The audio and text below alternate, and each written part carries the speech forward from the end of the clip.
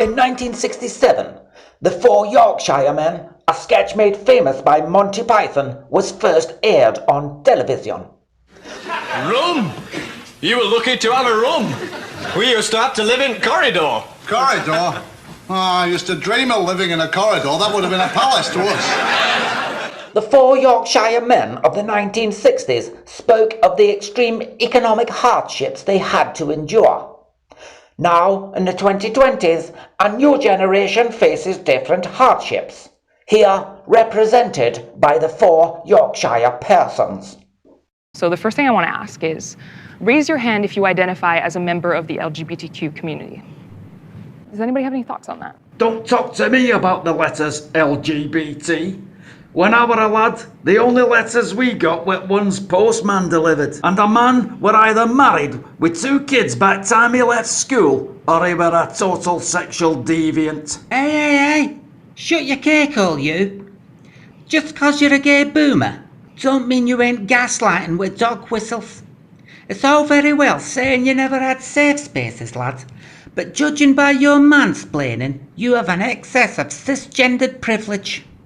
Compared to me, you're a lucky bastard. By gum. You white folk have no right to grump about out, especially in the presence of blackness. Having majored in intersectionality and critical race theory, I can look through me analytical social justice kaleidoscope and see that there's none of yous had more than 2 or 3 intersections of oppression.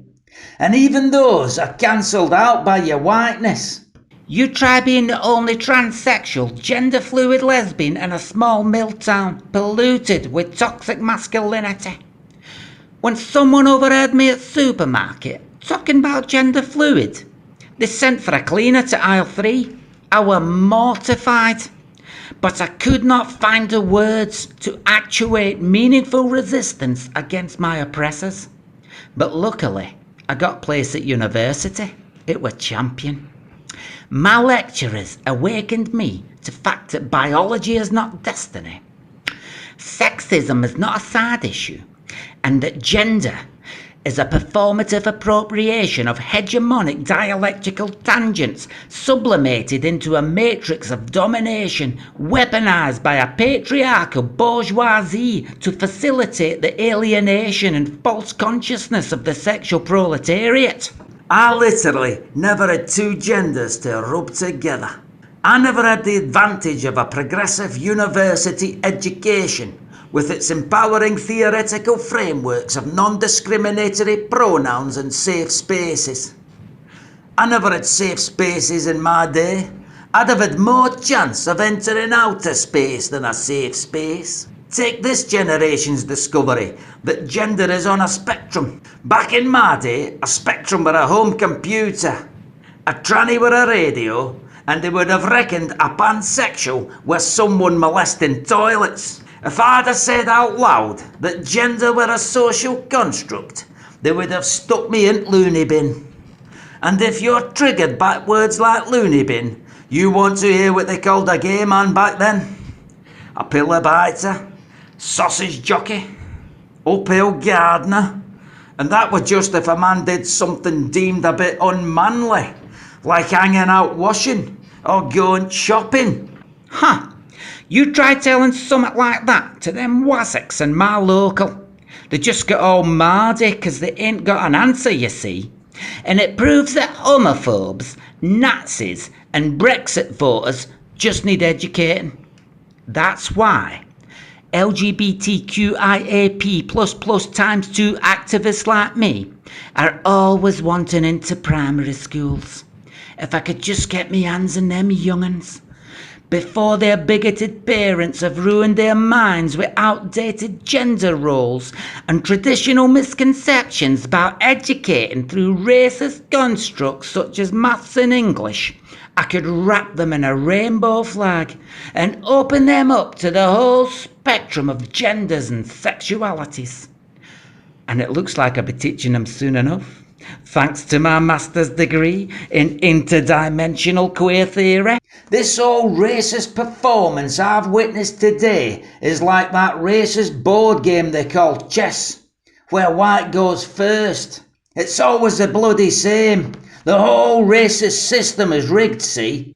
And there's none of yous in this room even apologised to me yet for your whiteness. So sorry for me whiteness. Shut up, you gammon bastard. It's racist to butt in.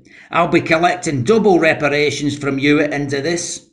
You see, everything is racist.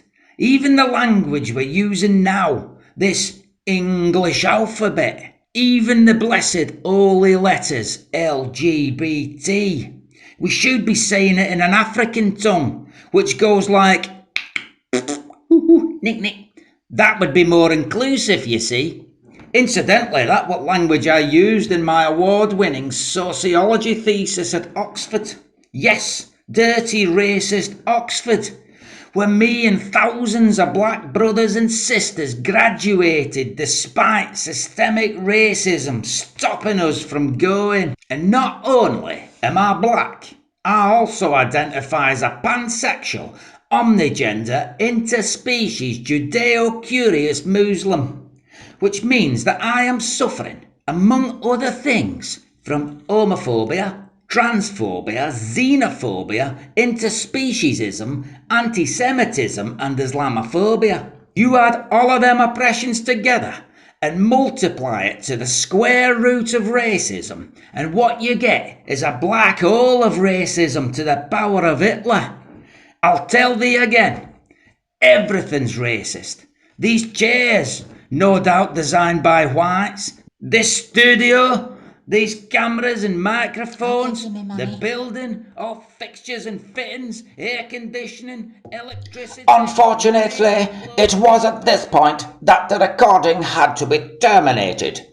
In part because of a lack of funding due to reparations paid out to black participants, who were grievously offended by the whiteness of the people and equipment used in the making of this film.